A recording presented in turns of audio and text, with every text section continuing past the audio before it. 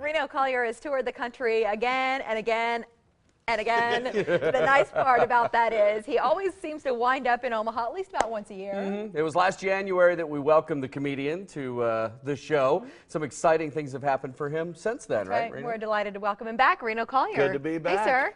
Good to be back. Yeah. I love it here. Well, we love having you here. Thank you. Right before I came up, Really great. Colleen, who runs the club, goes, "You know you're going on TV, right?" And I go, "What are you talking about?" She goes, "Look at your shirt. It's all wrinkled. It's not. It's a wrinkle-free shirt." You're a guy. You could Yeah. get away with it. A woman does that, and it looks like she's letting herself go. And apparently he believes all advertising, because if they say it's a wrinkle-free shirt, that means Right. I can throw my iron away. Hey, look, I don't make the rules. I just live by them. That's right. You know, if you say wrinkle-free, I believe you. Hey, the story of how you got into the business, you told it the last time you were here, but I think it's interesting, and I'd love for our viewers to hear it again in case they're not familiar.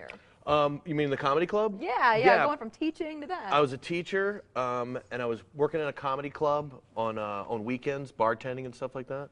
And I'd work in the kitchen and do all kinds of stuff, and then like the toilet would overflow, and it was all waitresses, and they're like, "You girls go in there and clean it." And they're like, "We're not going in the men's room clean the toilet." Right. And I'm like, "I'll clean it for 10 minutes on Wednesday." And they're like, "No, no, no." And then 15 minutes later, they're like, "Fine, get in there," you know. And I'm in there mopping, you know, doing jokes in my head, like, I'm gonna say this and I'm gonna say that. It was fun. And then it just blossomed, right? I mean, you got connected with Larry the Cable Guy, Jeff Foxworthy. You've been blessed in that way. I've been extremely blessed. I've been riding Cable Guy's coattails for, yeah, I still have flannel in my fingernail. Good for you. Yeah. I'm gonna suck it dry. And then I got lucky enough to do a tour where it was me and Bill Engvall and Yeah. Foxworthy and Cable Guy, and then I popped TV shows off of that stuff. and Right.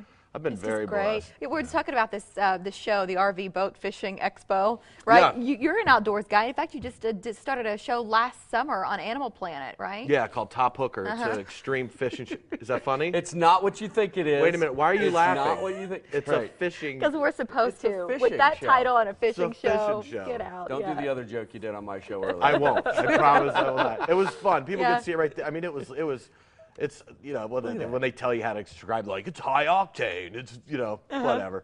It was, That's how you lost the weight. You were wrestling fish all day. dude, I didn't really lose that much. I grew this goatee. Is that what it is? Yeah, I kept seeing fat guys with goatees, and I was like, what's that all? Then I grew one, and I'm like, I get it. It's a curtain for neck fat. Like, it covers up your little goiter deal, your giblets. Are you trying to lose weight, though? Because since No. the last time you were here, you're down. My guess was 30 pounds. You want me to but tell you I what mean, it is? What? Divorce.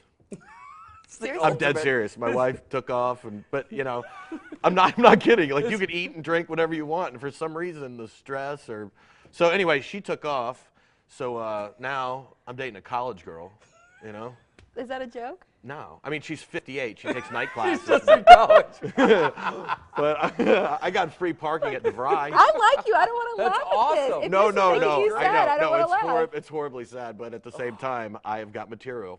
Yeah, So, absolutely. You know what I mean? You know, divorce is good material when you're I on might stage. lose it in court, but Fatty's coming out on top on the road.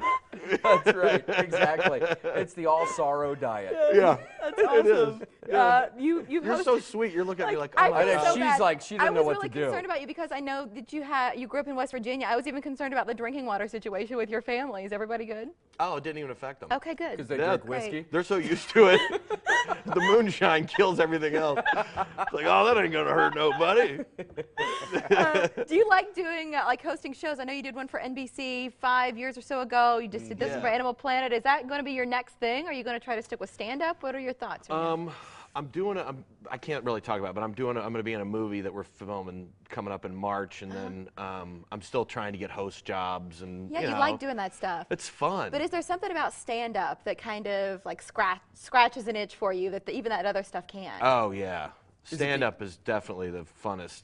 The instant gratification Thing that I there. do, yeah. Being on stage. Yeah, all comics are different. really insecure. You know, like you have to be to need that much attention. You know what's funny that you're saying that? There was just a piece from the BBC today or yesterday saying that people, like comedians, have a like stronger sense of psychosis than everybody else. It's a great. You should look it up. There's a Just knowing search look. Comedians What and is psychosis? in news. Like No, being psychotic? Yeah. Yeah, pretty much. Really? Right, but it's basically it's basically about being a good liar because you know in telling jokes you've got to be able to. I don't know what you're talking Those about. are real flowers. Look, And that was the last time Reno came to Omaha because he died shortly after. These aren't real, are they? Yeah, they're real. Yeah, they're Oh, real. okay. How is it? Yeah. Do you need, Real. It's all right. do you need some butter? I mean, for a psycho, it's okay. Not bad. If you had moonshine to wash that down with, you'd be fine from West Virginia.